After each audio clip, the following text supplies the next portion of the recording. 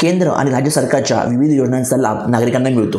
केंद्र सरकारची पीएम किसान सन्मान योजना, महाराष्ट्र सरकारची नमो शेतकरी सन्मान योजना आणि मुख्यमंत्री माझी लाडकी बहीण योजना या 3 योजनांच्या ज्या आहेत त्या महत्त्वाच्या आहेत। या योजनेद्वारे थेट खात्यामध्ये पैसे पाठवले जातात। डिसेंबर महिन्यातच या योजनांचा लाभ दिला जाऊ शकतो।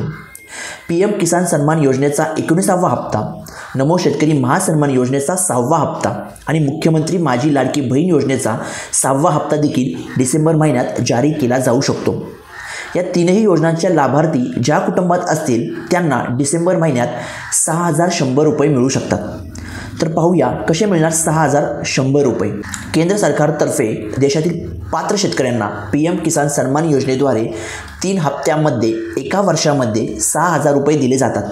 आत्तापर्यंत शेतकऱ्यांना 18 हप्त्यांची रक्कम मिळाली आहे। पीएम किसान सन्मान योजनेचा 19वा हप्ता मिळू शकतो, त्याचे शेतकऱ्यांना 2000 रुपये मिळू शकतात। याशिवाय राज्य सरकारनं केंद्राच्या योजनेच्या धर्तीवर नमो शेतकरी सन्मान योजना सुरू केली आहे। त्या योजनेतून यापूर्वी शेतकऱ्यांना 5 हप्त्यांमध्ये रक्कम देण्यात आली आहे। डिसेंबर महिन्यात या योजनेचा 6वा हप्ता मिळाल्यास ते देखील 2000 रुपये असे एकूण शेतकऱ्याला किंवा शेतकरी महिलेला 4000 रुपये मिळतील। याशिवाय महिला मुख्यमंत्री माझी लाडकी बहीण योजनेचेही लाभार्थी असल्यास तिला महायुतीच्या आदेशाप्रमाणे 1500 रुपयांमध्ये 600 रुपयांची वाढ केल्यास 2100 रुपये मिळतील। असे एकूण 6100 रुपये लाभार्थी कुटुंबाला किंवा शेतकरी महिलेला मिळू शकतात। मुख्यमंत्री माझी लाडकी बहीण योजनेच्या रकमेत आपण पाहिलं की वाढ झालेली आहे। त्याचं कारण आहे की महाराष्ट्र सरकारनं जुलै महिन्यात मुख्यमंत्री माझी लाडकी बहीण योजना सुरू केली होती।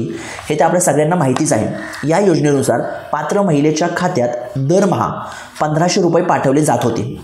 महायुतीने निवडणुकीचा जाहीरनामा प्रसिद्ध केला होता, त्यामध्ये लाडकी बहीण योजनेची रक्कम वाढवण्याचं आश्वासन त्यांनी आपल्याला दिलेलं आपण पाहिलं आणि त्याचप्रमाणे ज्या बहिणीने त्यांना याच्यामध्ये इलेक्शनमध्ये चांगला सपोर्ट दिला आणि ते आश्वासन महायुती सरकारने पाळल्यास महाराष्ट्रातील मुख्यमंत्री माझी लाडकी बहीण योजनेच्या लाभार्थी महिलेला दरमहा 2100 रुपये द्यावे लागणार आहेत। दरम्यान या योजनांशिवाय राज्य सरकारनं मुख्यमंत्री युवा कार्य प्रशिक्षण योजनेतून या योजनेतून देखील युवकांना युवक जे आहेत त्या युवकांना प्रशिक्षण देण्यासाठी 12वी उत्तीर्ण विद्यार्थ्यांना 6000 रुपये, ITI आणि पदविका उत्तीर्ण असलेल्या उमेदवारांना 8000 रुपये, तर पदवीधर असलेल्या उमेदवारांना 6 महिन्याच्या प्रशिक्षण कालावधीसाठी 10000 रुपये दिले जातात।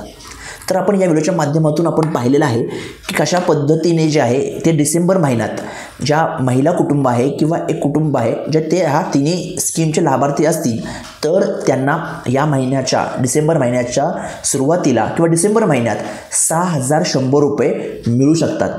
तर अशाच नवीन अपडेट जाणून घेण्यासाठी आमच्या चॅनलला सबस्क्राईब करा आणि बेल आयकॉन दाबायला विसरू नका।